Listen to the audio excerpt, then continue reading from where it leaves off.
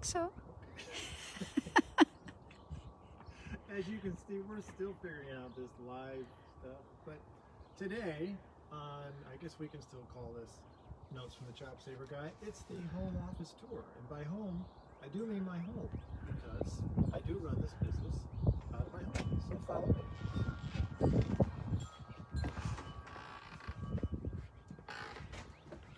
So welcome. This is, once again, Dan Gosling, the ChopSaver Guy, and today's Facebook Live is a little behind-the-scenes tour of our happy home.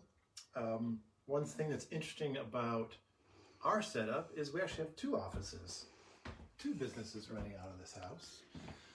This, when you first walk in the house, you'll see my wife's beautiful music studio, her violins, all her music, our cat.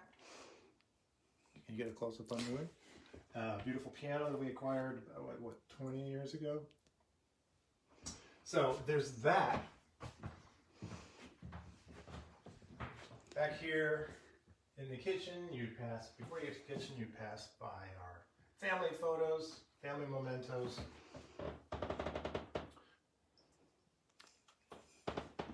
The squeaky floor tells you you're about to enter into the kitchen.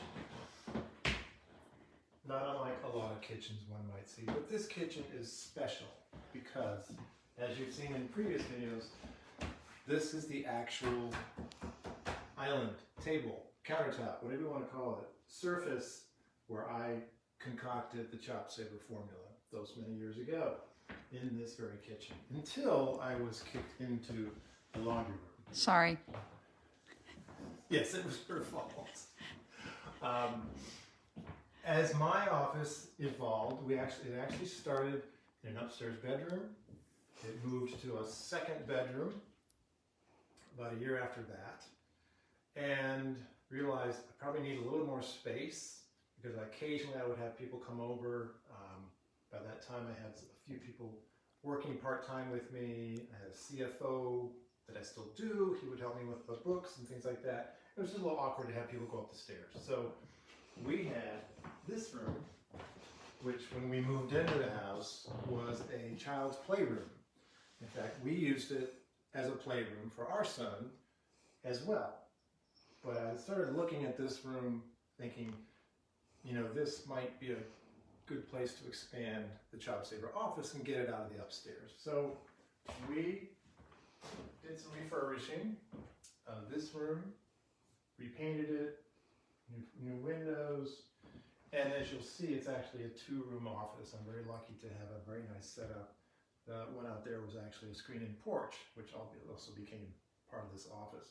Now, working from home is, millions of people have been doing it for a long time. I've been doing it for about 15 years now, maybe more. What's interesting now is how many more millions of new people are now working from home. It's a whole new phenomenon. Fortunately, we were not running businesses with toddlers around, or I wasn't trying to do this with a toddler around. And by the time I was running this business, my son was old enough to kind of know what was going on. But there still is that challenge of home versus business. I mean, the great thing about working from home is your business is right there. The bad thing about working from home is your business is right there. So there's two sides to this. Anyway, come on in. This is where I spend, indeed, a lot of my time. This is a relic of a trade show. Remember trade shows, conventions, where we all used to get together? This is a banner that we used to use at trade shows. I have one actually identical to it that I still can use. And of course, my wife wants me to strike the pose, which is easier said than done, but there you have it. Not everyone is aware that the actual name of my company is not ChopSaver. The actual name of the company is Good for the Goose Products, with the idea that we at some point might have other products not named ChopSaver, and we hope that is the case still, as we are working on some new products. It's a small space, but we do try to maintain a little bit of feng shui, some flow.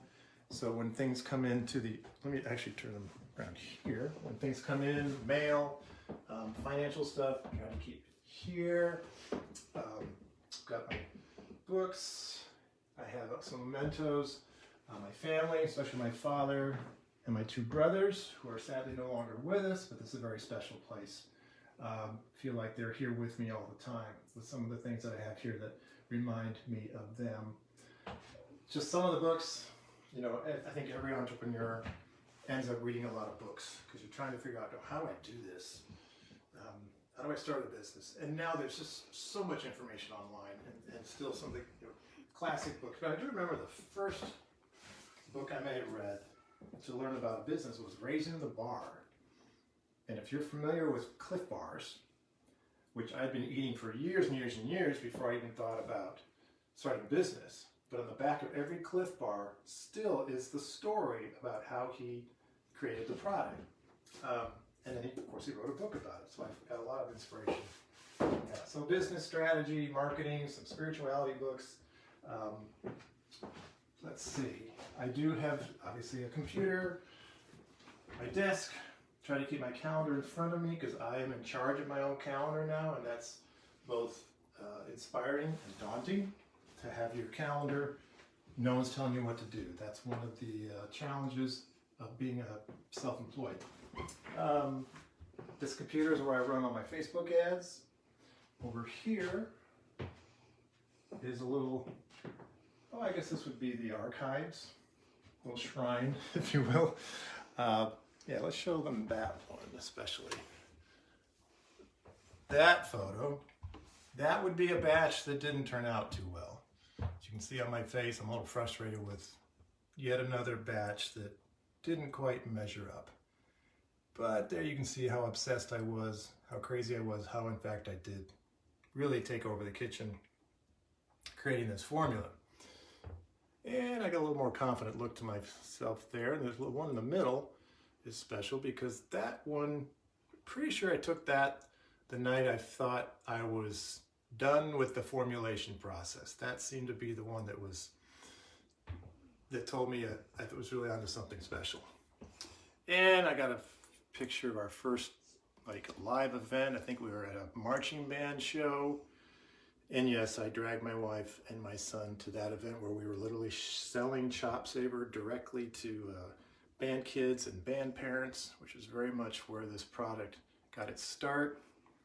There's my son, he's now 22, so it gives you a little bit of an idea how long this journey has been. And then these photos show the actual launch day. We took the product to Page's Music, which is about a mile away from our house, but it's one of the great school music stores in the country, and they were very supportive of me and my efforts.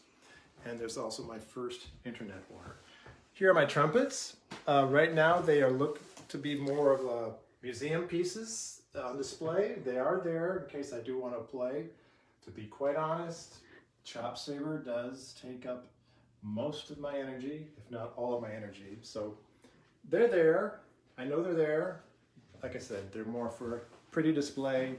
I'll pick them up on occasion, but it's not something that I'm spending a lot of time on right now. And as with, sadly, a lot of musicians are not as busy as they once were. But I think I've got, and then we all have a good excuse for that because of COVID. But for me, it's, as I used to say, ChopSaver is good for your lips. Selling ChopSaver is not good for your chops because I don't play nearly as much as I used to. This is actually my wife's desk.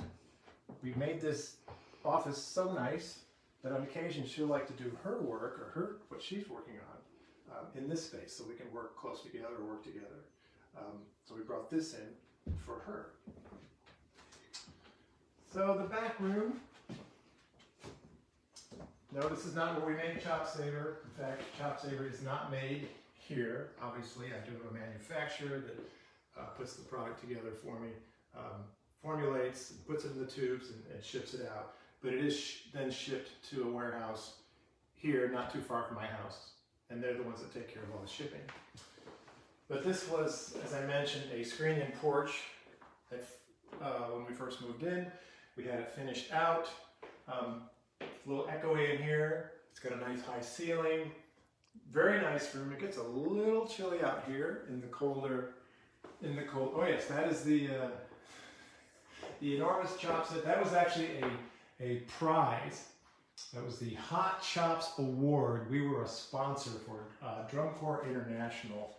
Many years ago, we sponsored, I think it was 5 or 6 shows on the East Coast. And at the end of the night, they had this award. You know, I think it was an early attempt to work in live social media with the performers and the audience. And they voted on who had the hot chops of the night. And I went out on the field and gave them this enormous tube of ChopSaver and a bunch of ChopSaver. I think Carolina Crown was the drum corps that consistently won that year. They had a good year that year. Anyway, so storage, I've got samples in case I need to send out some samples to people, my records, files, customer files, all kinds of boring business, back-end business stuff that every business has to have. My thank you cards that go into every order. Maybe a little bit cheesy, but it's important that they not just open the package and there's a tube of lip balm and nothing else. We want to always try to maintain that connection with our customers. These look like random ChopSaver tubes, but what's interesting about this, and I'm proud to let you know about this part of it, is that this is quality control. This is when a new batch of ChopSaver is made, before it's actually sold on the market, my manufacturer sends me several tubes, and we literally try them. We try it, we cut it in half, make sure it's good all the way through. We actually test the bottom of the product, make sure it's good all the way through the tube, make sure the little device, the repeller and the up and down mechanism actually functions. And then we have to sign off and say, yes, this batch is good. And they actually send me some from the beginning of the batch, the middle of the batch, and the end of the batch, which is why I have 3 bags here of product. So we make sure, I make sure that the product is good enough for all of you, so that there's no issues. That's kind of, I got my Wi-Fi, we have to have some exercise equipment. If it's too cold or rainy or snowy to walk outside.